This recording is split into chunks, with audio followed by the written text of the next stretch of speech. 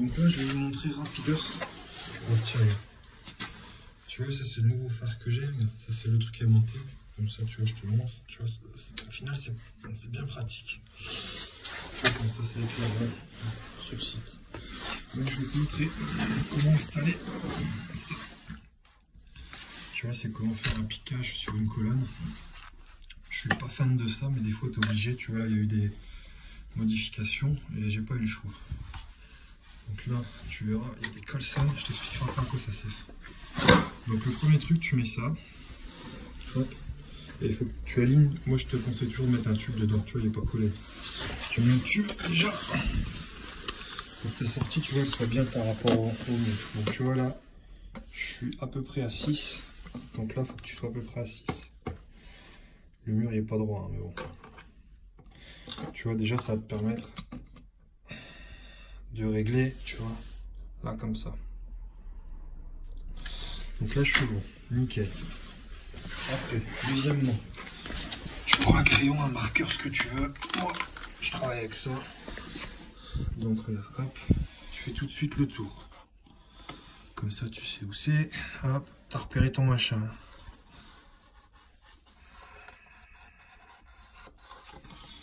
Voilà. Donc, tu vois, je fais pas le tour entier. Hein. Là, c'est bon. Pas besoin d'aller plus loin. Tu vois, là, il y a du marqueur. Deuxièmement, j'enlève ça. T'enlèves le tuyau.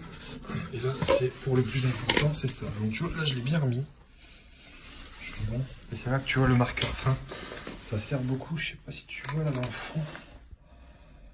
Ah, je tiens le téléphone à l'envers. Tu vois, là, je vais faire le tour, là, ici.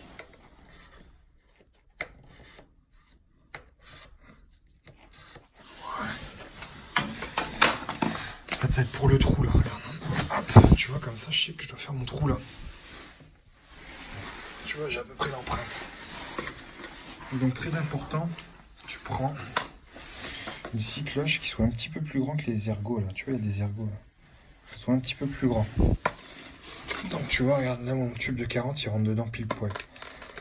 Donc, tu vois, c'est un 42 ou un 44, la cloche, je sais plus. 44. C'est vraiment limite, hein. Tu vois, au-dessus, ça aurait été un peu la galère, donc voilà.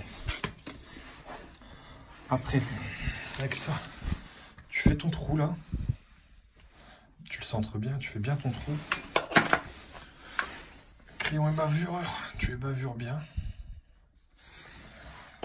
Papier de verre.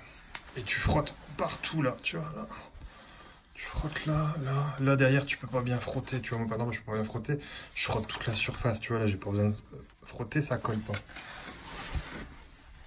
Tu frottes là aussi. Tu passes un chiffon, tu essuies avec ta main comme tu peux. Et tu vois là, après, double encollage. Tu mets de la colle là, tu tartines, hein, tu t'en fiches. Hein, c'est une colonne, ça va être encastré. Hein.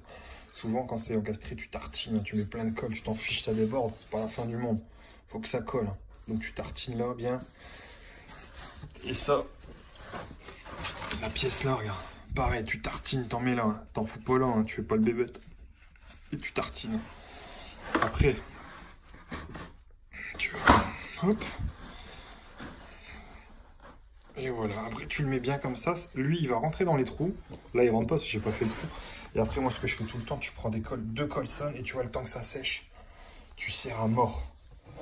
Tu vois, là, je vais les récupérer, les colsons. Ils sont mis comme ça, en mode pirate. Tu vois, moi, je dis à l'américaine, mais l'américaine, c'est tout. Hein. L'américaine, c'est la sauce pour les frites, normalement, mais bon. Voilà. Et donc, tu vois, comme ça, tu as bien serré.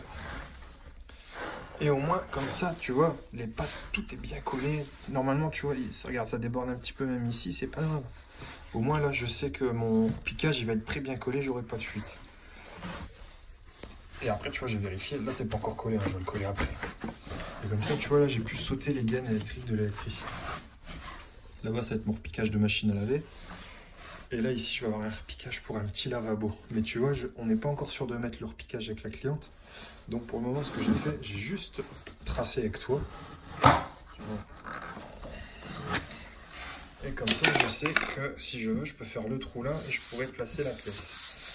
Et en attendant, tu vois, je le laisse comme ça. Et donc tout à l'heure, d'ici une demi-heure, je vais enlever les colsons quand il sera bien sec. Et comme ça, après, je suis tranquille. Très important, ça c'est collé ici. Machine à laver, il va y avoir des vibrations. Donc qu'est-ce que je fais ici? Je vais mettre un collier. Je vais mettre un collier ici, tu vois, pour pas avoir ça. Tu vas pas avoir ces vibrations-là qui risquent de décoller ici ou de créer des micro-fuites. Ça va être dans un coffrage après, hein, j'aurais pas plus accès. Donc je vais fixer là. Et de l'autre côté où il y aura la canne, tu vois, la canne c'est le point d'interrogation comme ça, le truc hop, qui fait que ça part, le siphon, machine à laver. Moi j'appelle ça une canne. Bah, de l'autre côté, tu vois, comme ça, ça sera fixé aussi sur la partie du tube vertical. Comme ça, le tuyau sera bien fixé, il n'y aura pas de souci. Oh bah tiens, tu vois là du coup, là tu peux voir que j'ai refait les cuivres qui ont été coupés par mon copain. Donc tu vois les cuivres là ils sont à nu. Là j'ai dû réchauffer. Tu vois on voit là le tube il est réchauffé. Hein. Tu vois le cuivre là il a pas la même.